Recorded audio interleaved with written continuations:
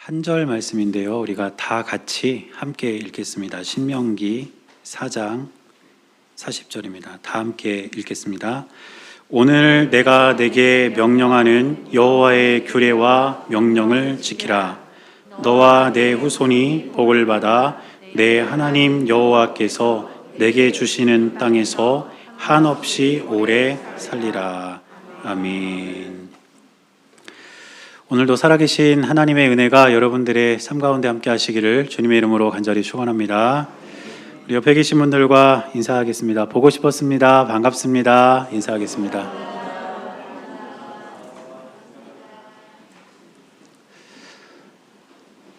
여러분 한 주간도 잘 지내셨죠? 일주일이 빨리 지나가는 것 같아요. 여러분은 어떠세요? 금방 지나가죠? 벌써 이제 6월도 다 지나가고 있고 올해도 이제 절반이 지나가고 있는데 날씨도 점점 더워지고 있습니다. 아무쪼록 더워지는 날씨 속에서 여러분 건강을 늘 유의하시고 주 안에서 늘 형통하신 여러분들이 될 수 있기를 축복합니다. 오늘 우리가 함께 나눌 말씀의 제목은 오래 사는 것이 복인가요? 이런 제목입니다. 우리가 지금 계속해서 우리의 질문, 성경의 대답 이런 주제를 가지고 우리가 살아가면서 또 신앙생활하면서 할 수 있을 법한 질문들을 던지고 또 그 질문들에 대해서 성경 속에서 답을 찾는 그런 예배를 드리고 있는데 오늘은 오래 사는 것, 장수에 관한 질문입니다. 사람들은 일반적으로 오래 사는 것을 복이라고 말하죠. 여러분들은 어떠세요? 오래 사는 것이 복인가요? 아니에요? 네, 일반적으로 사람들은 이제 그렇게 말을 하는데 사실 따지고 보면 우리가 사는 세상은 고통과 슬픔, 또 눈물과 아픔 이런 것들이 언제나 우리의 삶 가운데 늘 있는 그런 삶입니다. 그래서 시편 90편 10절을 보니까 성경에도 이렇게 기록하고 있습니다. 우리의 연수가 70이요 강건하면 80이라도 그 연수의 자랑은 수고와 슬픔뿐이요 신속히 가니 우리가 날아가나이다. 이렇게 기록하죠. 우리 사람의 인생이 70이나 80 정도 된다 하더라도 그 안에서 우리가 이야기할 수 있는 것들은 수고와 슬픔밖에 없다. 이런 말씀인 것입니다.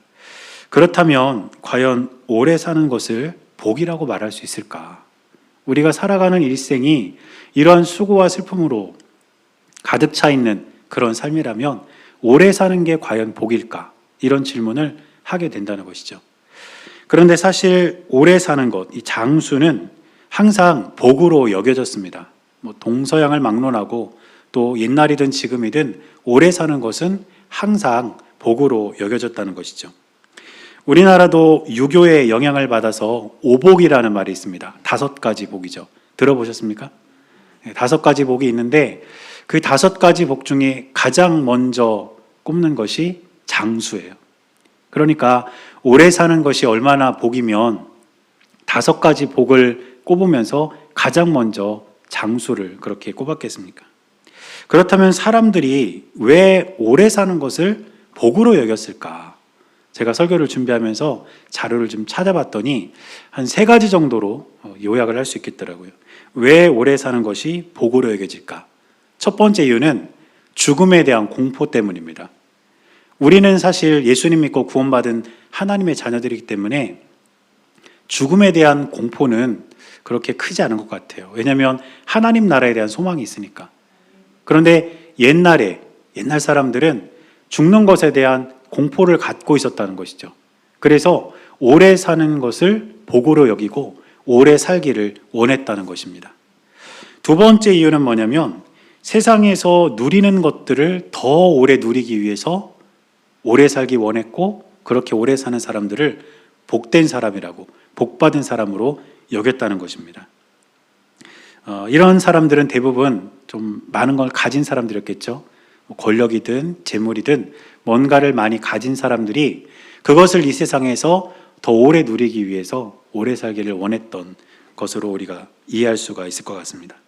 그리고 세 번째 이유는 무엇이냐면 옛날에는 단명하는 사람들, 그러니까 일찍 죽는 사람들이 많았기 때문에 오래 사는 것을 복으로 여겼다. 그렇게 볼 수도 있습니다.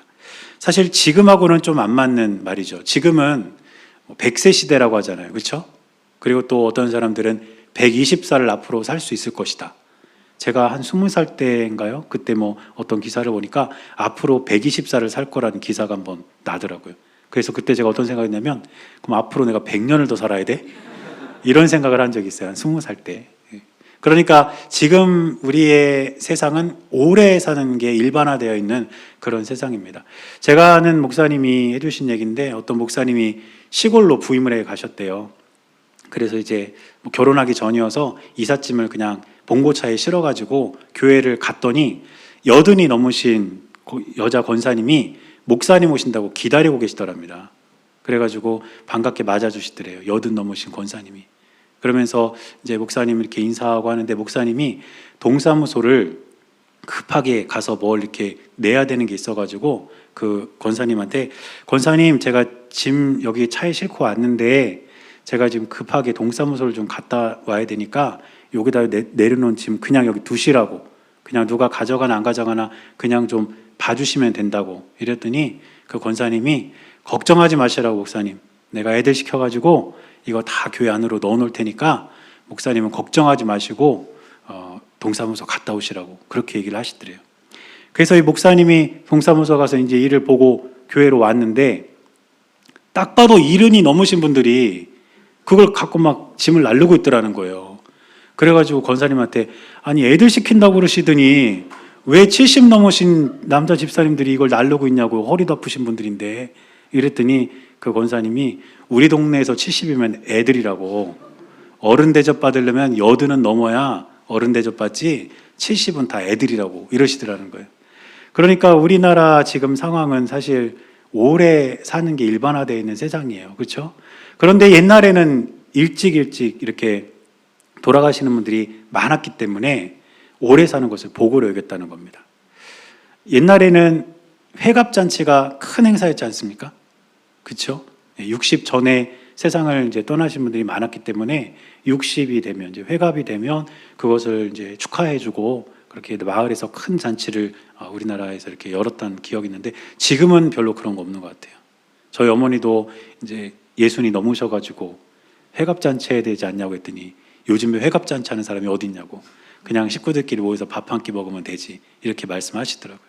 그러니까 요즘하고는 조금 맞지 않지만 옛날에는 일찍 돌아가시는 분이 많으니까 오래 사는 게 복으로 여겨졌다는 겁니다.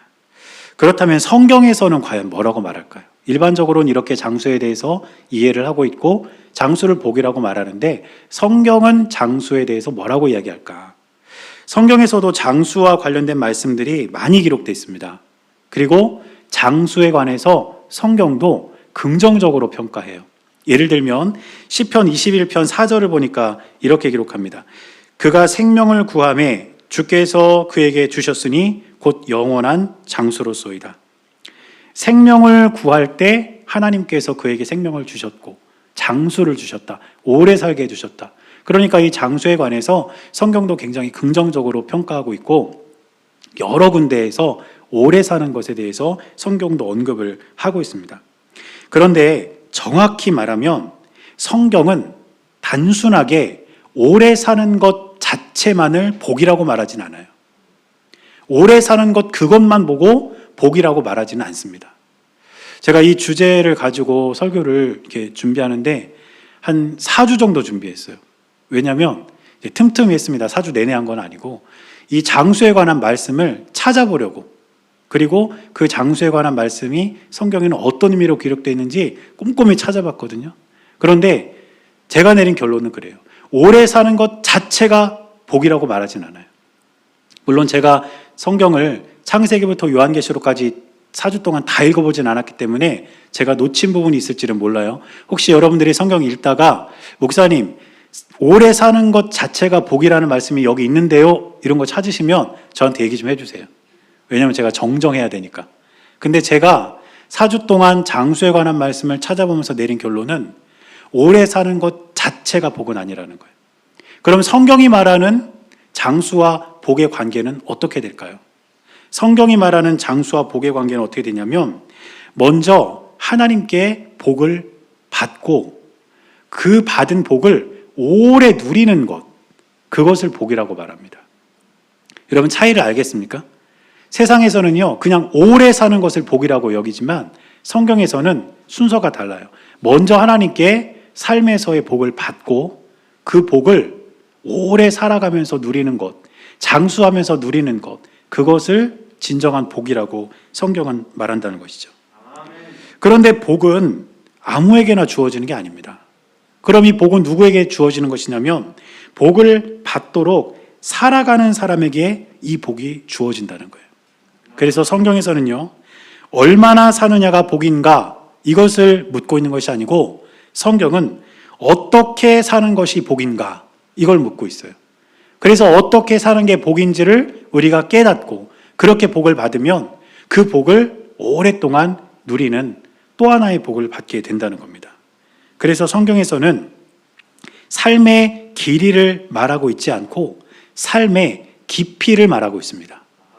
우리가 어떻게 하면 깊이 있는 삶을 살아갈 것인가? 그리고 그렇게 깊이 있는 삶을 살아가는 사람들에게 하나님은 어떤 복을 주시는가? 바로 여기에 대해서 성경이 이야기를 하고 있다는 것입니다. 그래서 오늘은 제가 몇 가지 말씀을 함께 좀 살펴보면서 우리가 어떻게 살아야 복을 받고 그 받은 복을 오래 누릴 수 있는가? 이런 내용을 좀 살펴보려고 하는데 오늘 살펴볼 말씀의 구조가 비슷합니다. 첫 번째는 삶에 대한 말씀이 있고요. 그 다음 복에 대한 언급이 있고 그 다음은 장수에 대한 언급이 있습니다. 이 세 가지 단계가 있어요. 첫 번째는 삶, 두 번째는 복, 세 번째는 장수. 우리가 하나님 앞에서 복받을 만한 삶을 살고 깊이 있는 삶을 살고 그거에 대한 복을 받고 받은 복을 장수하면서 오래 누리는 것이죠. 그래서 오늘 말씀들을 좀 살펴보면서 깊이 있는 삶을 통해서 하나님께서 주시는 복을 받고 그 받은 복을 우리가 오래 누리며 살아가는 저와 여러분들이 될 수 있기를 주님의 이름으로 간절히 축원합니다. 그럼 첫째로 깊이 있는 삶은 과연 어떤 삶일까? 첫째로 깊이 있는 삶은 하나님의 말씀에 순종하는 삶입니다. 하나님 말씀에 순종하는 삶이 깊이 있는 삶이고 복을 받을 수 있는 삶이라는 거예요. 오늘 우리가 본문으로 읽은 신명기 4장 40절 한 번 더 읽겠습니다. 오늘 내가 내게 명령하는 여호와의 규례와 명령을 지키라. 너와 내 후손이 복을 받아 내 하나님 여호와께서 내게 주시는 땅에서 한없이 오래 살리라. 여러분 말씀을 보시면 색깔이 이렇게 좀 다르게 되어 있죠. 앞부분을 보면 여호와의 규례와 명령을 지키라. 저 말씀이 삶이에요. 그리고 두 번째는 복을 받아. 여기는 복에 관련된 말씀이고 그리고 말씀 맨 뒤에 오래 살리라. 여기가 장수에 관한 말씀입니다. 그러니까 이 말씀도 보면 삶이 있고 받는 복이 있고 그 복을 오래 누리는 장수가 있어요. 이렇게 세 단계로 나누어지는데 우리가 하나님의 말씀을 그리고 하나님의 규례와 명령을 지킨다는 것은 조금 더 정확히 말하면 하나님 말씀에 순종하는 것입니다. 그리고 하나님 말씀에 순종하는 것은 세 가지로 구분을 해볼 수가 있는데 첫째는 하나님의 말씀을 듣는 것, 그리고 둘째는 들은 말씀을 지키는 것, 그리고 셋째는 지킨 말씀을 행하는 것입니다. 그러니까 하나님 말씀에 순종한다는 것은 이 세 가지가 다 이루어졌을 때 비로소 내가 하나님 말씀에 순종했다 이렇게 이야기를 할 수 있다는 뜻이죠. 그래서 이 세 단계를 표현한 말씀이 있는데 신명기 29장 9절을 보면 이렇게 기록하고 있습니다. 그런즉 너희는 이 언약의 말씀을 지켜 행하라. 그리하면 너희가 하는 모든 일이 형통하리라. 여기 보니까 언약의 말씀 이렇게 나오는데 언약의 말씀이라는 것은 이미 우리에게 들려진 말씀이라는 거예요. 그 들려진 말씀을 그 다음은 어떻게 하는 거죠? 지켜. 그 다음은 행하라. 이렇게 나옵니다. 그런 다음에 이어지는 말씀이 뭡니까? 그리하면 너희가 하는 모든 일이 형통하리라. 하나님 말씀에 순종하면 복 받을 것이다. 이 말씀입니다. 그러면 하나님의 말씀을 듣는다는 게 뭘까요? 이렇게 예배를 통해서 설교자를 통해 하나님의 말씀을 듣는 것입니다. 그리고 그것보다 더 중요한 것, 그것보다 더 의미 있는 것은 여러분들이 직접 기록된 하나님의 말씀을 펴서 읽는 거예요. 그게 바로 하나님의 말씀을 듣는 것입니다. 그러면 예배 때 설교를 듣고 우리 여러분들이 성경을 읽다가 여러분들에게 은혜가 되는 말씀들, 감동이 되는 말씀들이 있을 거예요. 그런 말씀들은 여러분들의 머릿속에 남고 여러분들의 마음속에 새겨지게 됩니다. 여기서 그 말씀을 여러분들이 지켜야 합니다. 왜냐하면 한 번 은혜 받고 한 번 기억에 남는 말씀이라도 우리가 세상을 살아가다 보면 여러 가지 일들로 인해서 그 말씀들이 잊혀질 수가 있다는 것이죠. 그래서 우리는 내가 은혜 받은 말씀, 내가 기억하는 말씀을 잘 지켜내야 된다는 것이죠. 그리고 그렇게 지켜낸 그 말씀을 여러분들의 입술을 통해, 여러분들의 손과 발을 통해, 여러분들의 삶을 통해 행동으로 옮겨야 합니다. 여기까지가 하나님 말씀에 대한 순종이에요. 듣고만 있으면 그것은 순종이 아니죠. 그리고 들은 말씀을 기억만 하고 있어도 순종이 아닙니다. 그 말씀을 직접 행할 때 그것이 바로 하나님 말씀에 대한 완전한 순종이 되는 것이고, 그렇게 하나님 말씀에 완전히 순종할 때 저와 여러분들은 복을 받고 그 받은 복을 오래 누릴 수 있다는 것을 꼭 기억하시기를 바랍니다. 그런데 우리는 종종 복을 받지 못한다 생각할 때가 있어요. 그때는 우리의 삶을 돌아볼 필요가 있습니다. 내가 하나님 말씀에 온전히 순종했는가? 혹시 말씀을 내가 듣기만 하고 그 말씀을 지켜내지 못하진 않았는가?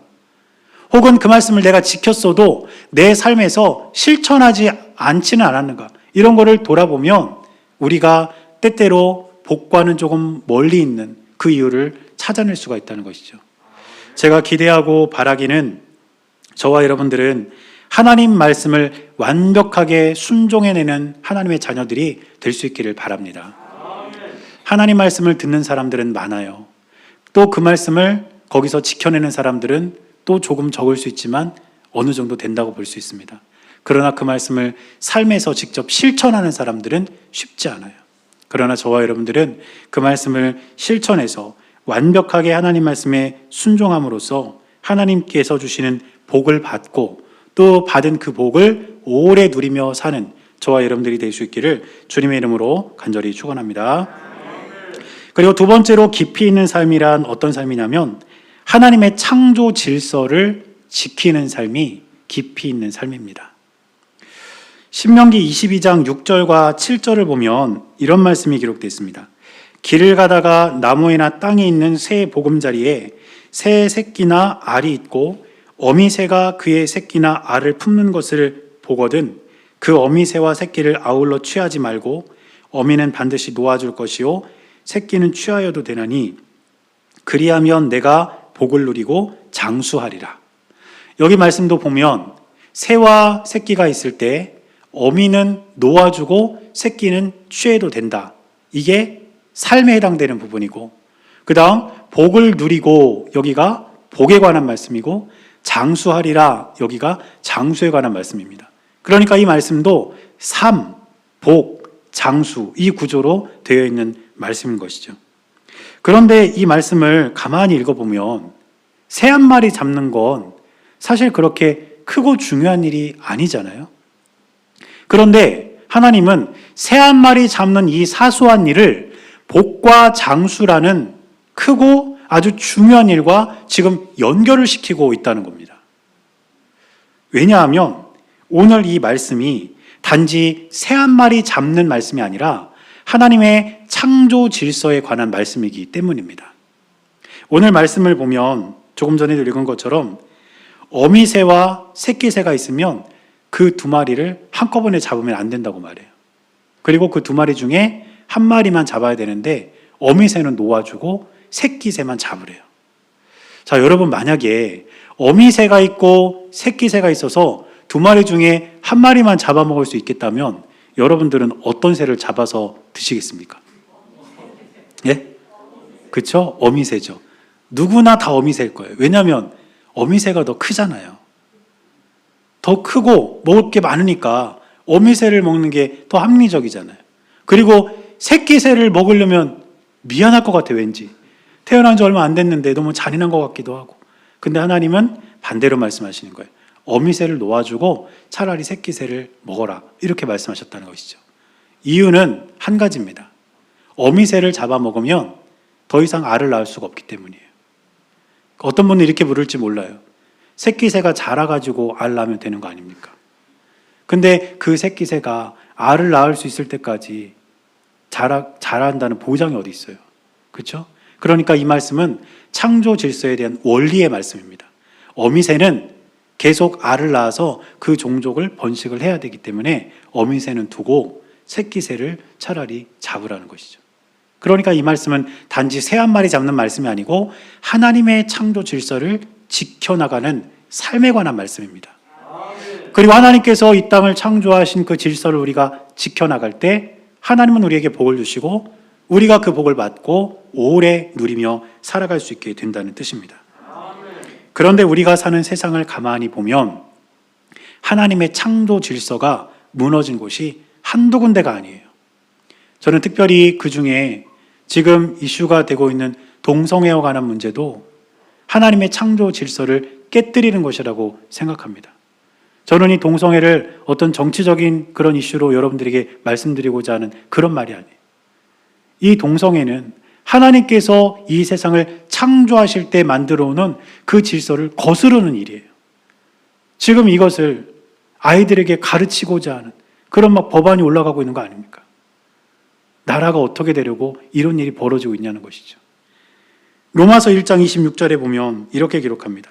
이 때문에 하나님께서 그들을 부끄러운 욕심에 내버려 두셨으니 곧 그들의 여자들도 순리대로 쓸 것을 바꾸어 영리로 쓰며, 순리는 하나님의 창조 질서인데 그 질서를 바꿔서 영리로 쓴다는 것은 그 질서를 깬다는 거예요.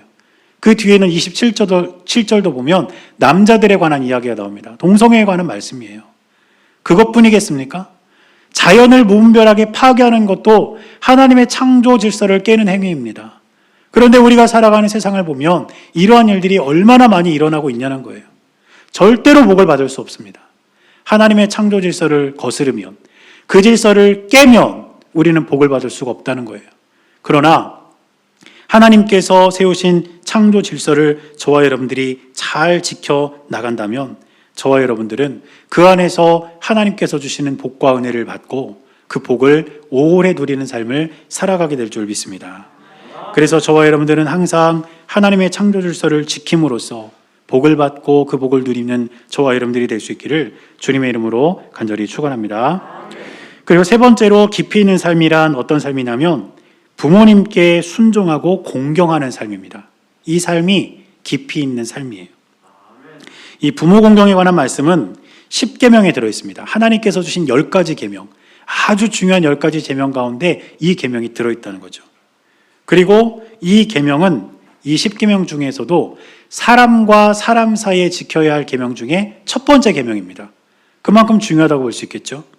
그리고 이 계명은 그 계명을 지켰을 때 약속이 포함되어 있는 계명이에요. 다른 계명들은 하지 말라 이렇게 끝나지만 이 계명은 이렇게 하면 너에게 이런 일이 있을 거다라는 약속이 붙어있는 계명이라는 것이죠. 하나님께서 이 계명을 모세에게 말씀하셨고 모세는 이 계명을 백성들에게 전합니다. 그리고 시간이 흘러서 가나안 땅에 들어가기 직전에 출애굽 2세대들에게 처음 이 말씀을 듣지 못했던 그 자녀들 세대에게 다시 한번 이 말씀을 전해요. 그리고 사도 바울도 에베소 교회에 편지하면서 이 말씀을 전합니다. 그러니까 부모 공경에 대한 말씀은요, 굉장히 중요한 말씀입니다. 에베소서 6장 2절과 3절을 보니까 바울은 이렇게 말합니다. 내 아버지와 어머니를 공경하라. 이것은 약속이 있는 첫 계명이니 이로써 내가 잘되고 땅에서 장수하리라. 이렇게 중요한 말씀을 성경 전체에 걸쳐서 언급을 하고 있는데 이것은 단순히 부모를 공경하라는 말씀이 아닙니다. 왜냐하면 공경, 존중, 순종, 경외 이런 단어들은 하나님께만 처음 쓰였던 단어들이에요. 가장 먼저 하나님께 쓰였던 단어들이 바로 이 같은 단어들입니다. 그런데 하나님은 부모 공경을 언급하면서 하나님께만 쓰였던 이 단어들을 거기에 쓰셔서 말씀을 전하셨다는 것이죠. 어떤 의미가 있겠습니까? 부모를 공경하는 것은 마치 나를 대하듯 해야 하는 것이다. 다시 말하면 부모 공경을 통해서 너희들이 나를 공경한다는 것을 증명하라. 부모 존중을 통해서 너희들이 나를 존중하고 경외한다는 것을 증명해라. 이렇게 하나님께서 말씀하셨다는 것입니다. 같은 맥락에서 요한일서 4장 20절을 보면 이런 말씀이 있습니다.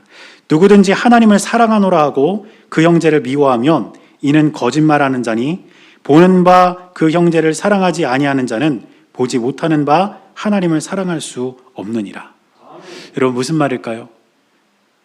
형제를 사랑하지 않는 자가 어떻게 하나님을 사랑한다고 말할 수가 있느냐? 보이는 형제들도 사랑하지 못하면서 보이지 않는 하나님을 어떻게 사랑한다고 말하느냐? 이런 말씀이죠. 같은 맥락이에요. 눈에 보이는 부모도 공경하지 않으면서 어떻게 눈에 보이지 않는 하나님을 공경한다고 할 수 있겠느냐? 그러니까 너희들은 부모를 공경함으로써 나에 대한 신앙의 태도를 증명해라. 이것이 이 부모 공경 말씀에 담긴 하나님의 의도라는 것입니다. 그리고 그렇게 부모를 공경할 때, 그리고 그것을 통해 하나님께 대한 신앙을 증명할 때 하나님은 우리에게 복을 주시고 오래 살 수 있도록 우리에게 은혜를 주시겠다고 약속을 하셨다는 것이죠. 그러므로 저와 여러분들은 무엇보다 부모님을 공경하고 또 그 공경을 통해 하나님을 공경하고 경외하고 존중하고 사랑함으로써 하나님께서 주시는 복을 받고 오래 그 삶을 누리는 저와 여러분들이 될 수 있기를 주님의 이름으로 간절히 축원합니다. 그렇다면 이제 처음으로 돌아가서 오래 사는 것이 복인가요? 이 질문에 대해서 우리가 어떻게 답을 내릴 수가 있을까요? 저는 이렇게 답을 내릴 수 있을 거라고 생각합니다. 오래 사는 것이 복인가요? 이 질문에 대한 답은 단순히 오래 사는 게 복이 아니라 하나님께서 주신 복을 받아서 그 복을 오래 누리는 것이 진정한 복이다. 이 사실을 꼭 기억하시기를 바랍니다. 그리고 그렇게 우리가 복을 받으려면 조금 전에 살펴본 이 세 가지 깊이 있는 삶을 우리가 살아내야 합니다. 제가 종종 말씀을 전하다 그런 이야기 하죠. 우리 찬양팀의 찬양과 제 설교의 내용이 딱 맞아 떨어질 때가 있다고. 오늘도 깜짝 놀랐어요. 아까 여러분들이 드린 찬양 중에서 맨 마지막 부분 보니까 이런 가사가 있어요. 주님의 자녀로 명예 지켜가며 깊어진 삶을 주께 드리네. 여러분 주님의 자녀로서 그리스도인으로서 그 명예를 지켜가시길 바랍니다. 그리고 깊어진 삶을 하나님께 드림으로써 하나님께서 여러분들에게 주시는 복을 받고 그 복을 영원히 누리는 저와 여러분들이 될 수 있기를 간절히 축복합니다.